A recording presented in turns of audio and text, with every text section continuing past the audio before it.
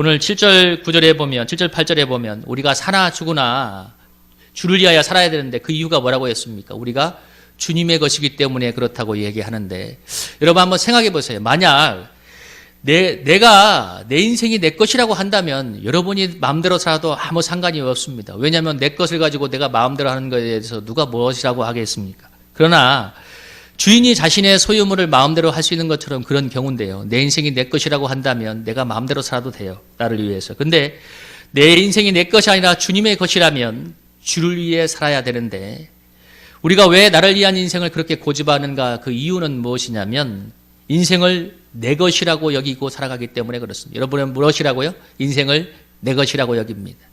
솔직히 그렇지 않습니까? 내가 열심히 일해서 돈을 벌고 내가 열심히 노력해서 능력으로 지금 살고 있다고 믿고 있지. 우리가 입술로는 때로는 은혜라는 말을 떠올리긴 하지만 정말 마음속 깊은 곳에서 하나님의 은혜, 하나님 것이라는 고백이 있는가 한번 돌아보셨으면 좋겠습니다. 근데 우리가 깊이 생각해 본다면 결코 우리 인생이 우리 것이 아니라는 사실을 알 수 있는 것이 무엇이냐면 여러분 한번 생각해 보세요. 우리가 태어난다고 해서 원하는 시간에 태어난 사람이 있습니까? 저도 그렇고 여러분도 그렇고 우리가 원하는 시간에 원하는 장소에 원하는 능력을 가지고 원하는 배경에서 태어난 사람이 있나요? 아니요. 우리란 존재는 이미 던져진 존재고 그리고 내가 원하는 만큼 원하는 모양으로 살아가는 사람도 단 한 사람도 없습니다. 많은 사람들이 그렇게 자신만만해 하지만 결론은 뭐냐면 자기가 원하는 만큼 인생을 살지 못하고 자기가 원하는 만큼도 살아가지 못합니다. 그것이 사람의 결론인데 그게 우리 인생의 한계인데 이것이 무엇을 말하느냐? 우리 인생이 내 것이 아니라 전능하신 하나님의 손에 있다는 사실을 하나님께서 말해주고 있는 것입니다. 우리 하나뿐인 생명조차도 우리의 것이 아니에요. 저나 여러분이나 하나님께서 지금 이 순간 우리의 호흡을 거두신다면 저나 여러분이나 우리가 생명을 내려놓고 하나님께 가야 되는 존재입니다. 제가 언젠가 새벽기도 때 감동이 와서 너무 많은 은혜를 받아서 주님께 이렇게 기도한 적이 있었습니다. 주님, 저의 인생을 주님께 다 바쳐 헌신하겠습니다. 이렇게 기도했는데 그 다음에 어떤 제 마음에 주님께서 주시는 감동이 마음의 응답이 왔냐면 주님께서 꼭 제 마음에 그렇게 질문하시는 거였어요.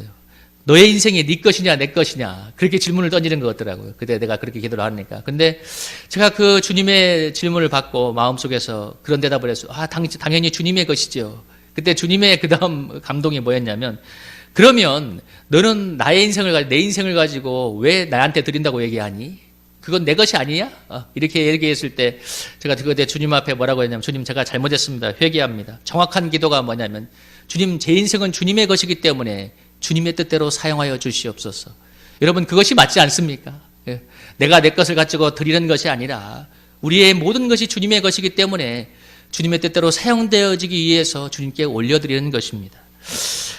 그때 제가 그리고 역대상 29장 11절 16절 이 말씀이 무엇이냐면 다윗이 성전 건축을 하기 위해서 성도들과 함께 수많은 건축 헌금을 한 뒤에 헌물을 드린 뒤에 뭐라고 기도하냐면 모든 것이 하나님께로 나왔기 때문에 이것을 하나님께 기쁨으로 드린다고 고백하고 있습니다. 16절에 뭐라고 하나요? 주의 이름을 위하여 성전을 건축하려고 미리 저축한 이 모든 물건이 다 주의 손에서 왔사오니 다 주의 것입니다. 11절에도 뭐라고 하나요? 이디함과 권능과 영광과 승리와 위엄이 다 주께 속하였사오니 천지에 있는 것이 다 주의 것이로소이다. 여호와여 주권도 주께 속하였으니 주는 높으사 만물의 머리 되십니다. 부와 기가 주께로 말미암고 주는 만물의 주제가 사사 손에 권세와 능력이 있사오니 모든 사람을 크게 하심과 강하게 하심이 주의 손에 있나이다. 14절에서 뭐라고 했어요? 우리가 주의 손에서 받은 것으로 주께 드렸을 뿐이니이다. 그럼 이 다윗의 기도가 하나님의 마음에 합한 기도예요. 성경에서 다윗을 하나님 마음에 합한 사람이라고 했던 것 중에 하나가 가장 큰 것 중에 이유가 뭐냐면 다윗이 정말 하나님의 주권을 인정하고 경외하는 사람이었다는 것입니다. 다 주의 것입니다. 여러분 믿습니까? 여러분은 그런 고백이 있나요? 다 주의 것입니다. 내 돈만큼은 내 것이에요. 내가 이것만큼은 제 것이에요. 고집하는 부분은 없나요? 우리 인생의 모든 것이 하나님의 손에 있다는 것을 고백하는 것에서 여러분 거기서 신앙이 출발하는 것인데 이것이 가장 중요한 신앙적인 고백인 것입니다. 내 인생이 내 것이 아니라 하나님 것이기 때문에 하나님의 뜻대로 사용되어지는 것이 마땅한 것입니다. 그렇지 않은 삶에 주님이 분명한 심판을 경고하고 있죠. 마태복음 7장 22절처럼 주여 주여 하는 자가 천국에 갈 것이 아니라 하나님의 뜻대로 행하는 자야 들어갈 거라고 얘기하는 것처럼 하나님께서 우리에게 주님의 주권 신앙과 그리고 그 주님의 뜻에 맞는 삶을 요구하고 계십니다. 여러분은 어떤 신앙관을 가지고 있습니까? 제가 말하는 것은 지식적인 동의를 말하는 것이 아니라 내가 마음으로 어떻게 생각하고 믿느냐는 것을 질문드리는 것입니다. 여러분, 만약에 내가 주님께 시간을 드리고 물질을 들여서 헌신하고 있다면 혹시 이렇게 생각할 수 있지 않나요? 아까운 내 시간과 물질을 들여서 주님께 드리고 있다. 여러분, 그것 때문에 그런 생각을 가지고 있다면 여러분 마음에서 오늘부터 지워버리시기 바랍니다. 그것은 결코 올바른 고백이 아니라 이 모든 것이 우리 다윗의 고백처럼 이 모든 것이 주님께서 은혜의 손으로 주신 것이기 때문에 주님께서 우리에게 감사함으로 주신 것이기 때문에 쓰고 또 주님께 감사로 올려드린다는 고백이 정말 성경적이고 주님 마음에 합한 기도요, 신앙 고백이 되는 것입니다. 여러분, 오늘 이 시간 이후로 저와 여러분의 생각을 우리가 바꿀 수 있기를 축복합니다. 내 인생이 주님의 것임을 고백하고 주님의 뜻대로 우리의 인생을 올려드릴 수 있기를 축복합니다. 그때 주님께서 역사하실 거예요. 여러분, 반드시 그렇다면 하늘로부터 참된 만족과 기쁨이 우리의 영혼에 채워 올라올 것입니다. 여러분, 누구나 똑같은 삶을 살아가요. 누구나 바쁘고 고단한 삶을 살아가는데, 그러나 무엇을 위해 사냐에 따라서 우리 인생이 천국과 지옥처럼 바뀌게 될 것입니다. 주님을 위해 살아갈 때 비록 똑같은 외형적으로는 고단한 삶을 살아갈 수 있지만 주님이 주시는 행복과 기쁨이 우리 영혼을 천국에 가게 할 것이며, 반면에 나만을 위해서 살아가게 될 때 똑같이 바쁜 삶을 살아가지만 그 영혼은 불평과 불만족과 원망이 들어차게 될 것입니다. 외형적으로 똑같은 삶을 살아가지만 주님으로 인해서 행복한 삶과 나로 인해서 나 때문에 나만을 위한 삶 때문에 불만족한 삶은 천국과 지옥만큼이나 차이가 나는 삶입니다. 그래서 신앙생활의 방향성이 그렇게 중요한 거예요. 천국과 지옥은 죽어서만 가는 것이 아니라 지금 내가 여러분 믿음으로 선택하는 것입니다. 내가 주님을 위해서 산다고 마음 먹고 주님과 함께 동행하고자 할 때 틀림없이 하늘의 기쁨과 생명이 우리의 영혼을 행복하게 할 줄로 믿습니다. 그건 주님이 약속한 축복이에요. 여러분, 어두운 밤길을 걸어가게 인생길을 걸어갈지라도 우리의 영혼이 기뻐하며 주님의 이름을 찬양하게 될 것입니다. 여러분, 우리 찬송가 405장에 나오잖아요. 태산을 넘어 험곡에 가도 빛 가운데로 걸어가면 주께서 항상 지키시기로 약속한 말씀 변치 않네. 하늘의 영광 나의 마음속에 차고도 넘쳐 할렐루야를 힘차게 불러 영원히 주를 찬양하리. 여러분, 캄캄한 밤을 다닐지라도 주님이 항상 우리를 지켜주시고 약속한 말씀으로 우리를 인도해 주신다면 하늘의 영광이 우리 마음에 차고도 넘쳐서 여러분 주님의 이름을 찬양하게 될 줄로 믿습니다. 똑같은 고난을 당하는데 살기 힘들어 죽겠어 하는 사람과 똑같은 고난을 당하지만 나에게 주시는 하나님의 은혜 때문에 주님과 동행하면서 찬양하는 삶은 하늘과 땅 같은 차이가 있는 것입니다. 천국을 사는가 지옥을 사는가는 오늘 나의 믿음의 선택이고 믿음의 고백이기도 합니다. 어떤 사람이 그런 말을 했어요. 우리가 우리 인생길을 택할 수는 없지만 그 인생길을 걸어가는 방식은 우리가 택할 수 있다. 그건 정확한 말이에요. 우리가 인생길을 택할 수 있습니까? 오늘 나에게 닥쳐온 고난을 내가 어떻게 선택해요? 나에게 불어닥친 나의 삶의 숙제를 내가 해내야 되는데, 근데 그거에 대한 나의 반응은 내가 오늘 선택하는 것입니다. 사랑하는 우리 성도님들, 오늘 주님의 이름을 높이 부르며 주님과 오늘 내게 함께 하신 것 주님을 굳게 믿고 주님의 뜻대로 나아갈 때 주님이 나에게 충만한 하나님의 하늘의 은혜를 부어주셔서 주님과 함께 동행하며 어두운 밤길을 걸어갈지라도 주의 이름 찬양하게 할 줄로 믿습니다. 그런 삶을 사시기를 축복하고요. 우리 두 번째 같이 한번 읽어볼까요? 주님을 위해 살면 시작. 둘째, 살아계신 주님과 친밀한 동행을 해야 됩니다. 뭐라고요? 살아계신 주님과 친밀한 동행을 해야 되는데 우리 구절을 같이 한번 읽어봐요. 구절 한번 읽어보겠습니다. 시작. 이를 위하여 그리스도께서 죽었다가 다시 살아나셨으니 곧 죽은 자와 산 자의 주가 되려 하십니다. 여러분, 우리가 내가 아니라 주님을 위한 삶을 살도록 하기 위해서 주님께서 죽었다가 다시 살아났다고 이렇게 성경이 말하고, 이를 위하여서 뭐라고 했어요? 그리스도께서 죽었다가 다시 살아났다고 얘기하고 있어요. 하나님께서, 우리 주님께서 우리를 위해 죽으시고 다시 살아나신 부활의 주님이 지금 바로 산자와 죽은 자의 주가 되어서 우리 인생길을 인도하고 있습니다. 주님이 지금 살아계셔서 저와 여러분의 인생을 여러분 인도하고 계십니다.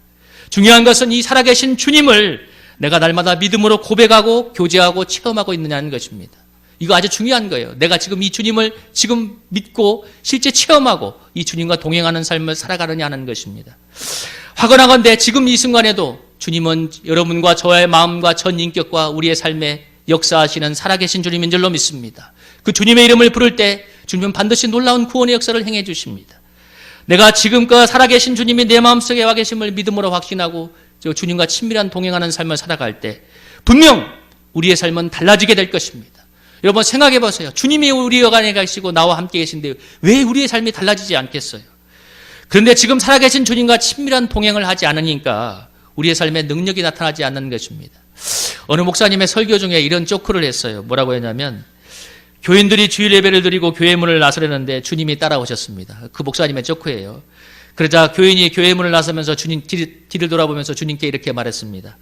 예수님 왜 이러세요? 저를 따라오는 거 아니에요. 여기 가만히 계세요. 세상 나가면 너무 힘들어요. 세상으로 나오시면 안 돼요. 물론 여러분 이렇게 말하진 않죠. 누구나 그렇게 말하진 않아요. 그러나 마음의 태도가 그러하다는 것입니다. 어느 순간 되면 주님과 담을 쌓는 거예요. 우리의 삶은 삶이고 주님은 주님이고 어쩌면 주일날 한번 만나고 돌아가면 아까 얘기한 것처럼 주님 저를 따라오지 마세요. 세상은 너무 힘들어요. 제약돼요. 이렇게 말하고 있을지도 몰라요. 말하는 게 아니라 마음의 태도가 그렇다는 거예요. 그동안 한국교회가 참 이제 물론 지나온 시행착오의 과정이긴 하지만 한국교회는 하나님과의 친밀한 관계, 교제 이런 인격적인 관계보다도 사실 사명을 열심히 감당하는 것을 훨씬 더 중요하게 여겼고 또 하나님과의 친밀한 만족감에서 친밀한 관계에서 만족감을 얻기보다도 또 사역을 열심히 한 그 결과물에서 만족을 얻으려고 특히 목회자들이 더 그랬겠죠. 또 하나 문제는 뭐였냐면 외형적인 성취가 신앙의 헌신에 대한 하나님의 보상으로 많이 여겼고 또 그것이 축복된 신앙의 표준으로 여겼다는 사실입니다. 하나님과의 인격적인 관계보다도. 그러니까 외형적인 성취가 신앙의 헌신에 대한 하나님의 보상이요 축복으로 여기는 그런 신앙관 속에 살고 있었고 또 많은 사역자들은 교회에 오면 사실 열심히 하는 성도를 굉장히 물론 귀하죠. 열심히 헌신하는 성도 귀하긴 한데 하나님과 인격적인 보이지 않는 그 관계를 만져주기보다는 눈에 보이는 거에 무엇인가 하는 것에 너무나 미혹된 것도 사실 맞습니다. 미혹된 건 아니지만 너무나 사람들이 그거에 대해서 너무 외형적인 그 사역에 대해서 헌신에 대해서 몰입한 것도 사실이에요. 그 결과가 지금의 한국교회를 만들었습니다. 여러분 이제 한국교회가 사실 어떤가는 여러분 더 말 안 해도 알잖아요. 저는 늘 의문이 있었어요. 왜 신앙생활이 오래가면 사람들이 더 뜨거워지고 은혜스러워지고 더 열정적이 되고 주님을 사랑하는 것이 아니라 왜 더 성령의 불이 꺼지는 것처럼 화석화되어 갈까? 많은 사람들을 볼 때, 많은 교회들을 볼 때 그랬어요. 여러분 우리 성익교회도 38년 된 교회지만 제가 섬겨왔던 세 번의 교회가 다 40년 이상 된 교회였는데 제가 공통된 결론을 내렸어요. 왜 오래된 교회들은 다 저렇게 식어갔을까? 사람들이 그냥 신앙이 하나의 그래 외형적인 어떤 몇 가지 그 행위에 몰입되어 있지 더 이상의 발전이 없을까? 깊은 고민이 되었습니다. 여러분 이건 굉장히 중요한 고민이에요. 왜냐하면 이렇게 가면 답이 없잖아요. 그죠? 우리 다음 세대가 안 나오지 않습니까? 이유가 간단해. 우리 부모님이 믿는 부모의 신앙이 그렇게 매력적이지 않은 거야. 사람 좋아 보세요. 돈을 내고도 가요. 여러분 작년에 엑소인가 뭔가 아이돌이 왔다니까 전국에서 영남원업에서 80대가 버스가 올라왔다더라. 한 사람도 얼마씩 10몇만 원을 주고 80대 여고생들이 몰려온 거예요. 그렇게 좋으니까 그 시간을 내고 그 비싼 돈을 주고 오잖아요. 여러분 오늘 한국교회가 깊이 생각해 봐야 됩니다. 신앙의 생명은 하나님과의 보이지 않는 친밀함에서 형성이 되는 것입니다. 그 친밀함에서 오는 은혜들이 우리를 진정으로 행복하게 하고 변화된 삶을 만들게 합니다. 신앙은 결코 신앙 지식에 대한 동의에서 생명을 얻는 것이 아닙니다. 산자와 죽은 자의 주가 되시는 오늘 그 주님과 친밀하게 동행할 때 주님이 우리 신앙에 참된 생명을 불어넣어 주시고 변화를 이루어 줄 줄로 믿습니다. 이것이 참 중요한 거예요. 프랑크 르박 선교사가 뭐라고 하냐면 돈도 칭찬도 업적도 가난도 박해도 세월이 가면 다 잊혀질 것입니다. 그러나 지속적으로 주님을 바라보며 복종할 때 얻게 되는 주님과의 친밀함은 영원한 생명입니다. 노렌스 형제가 하나님의 임재를 썼던 노렌스 형제가 뭐라고 했냐면 하나님을 사랑하려면 먼저 하나님을 자주 생각해야 합니다. 그리고 그렇게 하나님을 사랑하게 되었을 때 우리는 하나님을 더욱 자주 생각하게 될 것입니다. 우리가 기이 여기는 곳에 우리의 마음도 있게 되는 법이기 때문에 그렇습니다.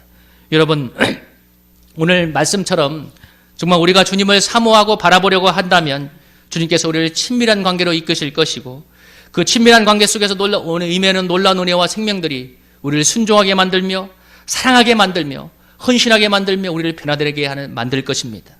그것이 그래서 중요한 거예요. 우리 10절 12절에서 이렇게 얘기하잖아요. 네가 형제를 왜 비판하느냐? 하나님의 심판이 있을 것이라고 얘기하는데 이 본문이 뭐냐면 1절 6절에서 로마서 14장 1절 6절에서 형제 연약함을 비판하지 말고 감당하라는 얘기인데 그 연장전선에서 이 말을 하고 있습니다. 그런데 우리가 형제 연약함을 사랑으로 감당해주는 이유가 주님과 이웃을 위해서 살아야 되기 때문에 그런 건데 틀림없이 주님과 이웃을 위해 살고 또 은혜 속에 살아가게 될 때 하나님께서 그렇게 은혜를 주시는데 중요한 것은 지금 제가 설교했던 내용들이 여러분 몰라서 못하는 것이 아니라는 것입니다. 여러분 설교 많이 들으셨잖아요.